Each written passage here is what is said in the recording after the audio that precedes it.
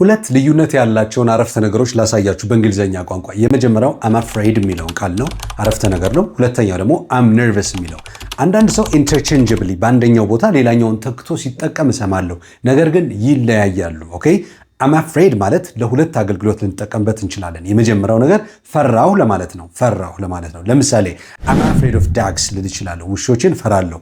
I'm afraid of dogs መፍራቴን ለመግለጽ ነው የምንጠቀምበት ማለት ነው። ኦኬ ሁለተኛው አገልግሎቱ ደግሞ ፖላይት የሆነ አረፍተ ነገር ለመስራት። ለምሳሌ I'm afraid you can't come in ይቅርታ መምጣት አትችልም፣ ወደዚህ መግባት አትችልም። I'm afraid የሚለው ይቅርታ ለመጠየቅ ፖላይትነስን የምጠቀምበት ነው ማለት ነው።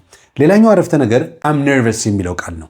I'm nervous የሚለው መርበትበትን፣ መደንገጥን፣ አንዛይቲን ለመግለጽ የምጠቀምበት ቃል ነው የሚሆነው ማለት ነው። ኦኬ በዚህ መንገድ I'm nervous ብዬ እጠቀማለሁ። ለምሳሌ ለመናገር ምፈራ ከሆነ I'm nervous to speak English ማለት ይችላል። I'm nervous to speak English ያ ማለት ከሰው ፊት ወጥቶ ለመናገር ትንሽ ድንጋጤው አይነት ነገር መኖሩን ስገልጽ ነው። ፍርሃቱን ሳይሆን ድንጋጤው መኖሩን ለመግለጽ ስፈልግ I'm nervous to speak English in front of people ማለት ይችላለሁ። ከሰዎች ፊት እንግሊዘኛ መናገር እቸገራለሁ። ምንድነው እያልኳችሁ ያለው? I'm nervous የሚለውና I'm afraid የሚለው ይለያያሉ ነው። I'm afraid ምንድነው?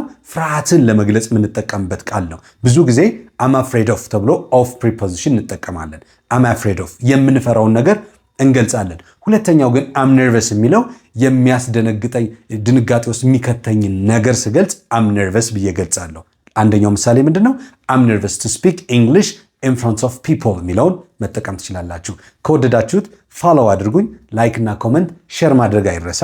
አመሰግናለሁ።